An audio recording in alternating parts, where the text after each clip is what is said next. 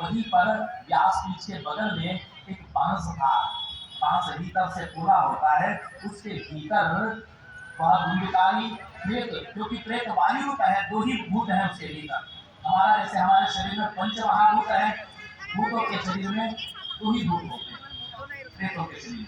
तो वो वायु रूप होने के कारण उसमें आकाश तत्व है और वायु तत्व है। आकाश की तन्मात्रा शब्द और वायु की तन्मात्रा स्पर्श, ये दो तत्व हैं प्रेतों में।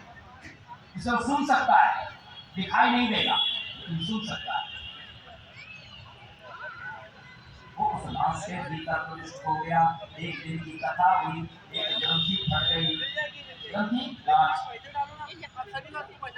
दूसरे दिन की कथा से दूसरी गांठ फट गई। ऐसे क्रमशः 7 दिनों में जब 7 ग्रंथियां स्फुट हुई, उसमें से चतुर्भुज भगवान विष्णु का पार्षद रूप धारण करके धुंधकारी प्रकट हो गया। अर्थात प्रेतत्व से उसकी मुक्ति हो गई और वह विष्णु का अधिकारी हो गया। मैं आपसे पूछना चाहता हूँ, ये 7 ग्रंथि का वास है क्या?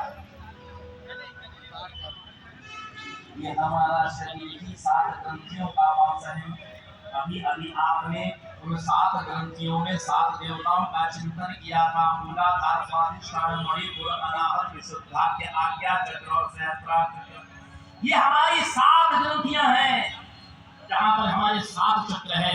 ये कुंडली रूपी भगवती जो मूलाधार में सुषुप्त अवस्था में पड़ी हुई है, उसको शिव जो सहस्त्रार में विद्यमान है, वहां तक प्रयाण करने में ये 7 ग्रंथियां बंद हैं। और जब तक कुंडली रूपी भगवती का मिलन शिव से न हो जाए, तब तक ये जीव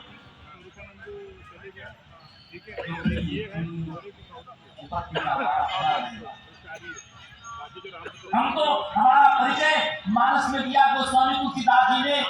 ईश्वर अंश जीव अविनाशी, चेतन अमल सहज सुख राशि।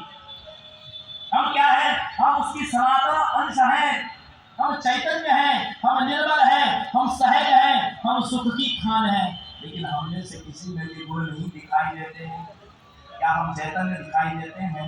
क्या हम निर्मल दिखाई देते हैं? क्या हम सहज दिखाई देते हैं? क्या हम सुख की खान दिखाई देते हैं? नहीं दिखाई देते।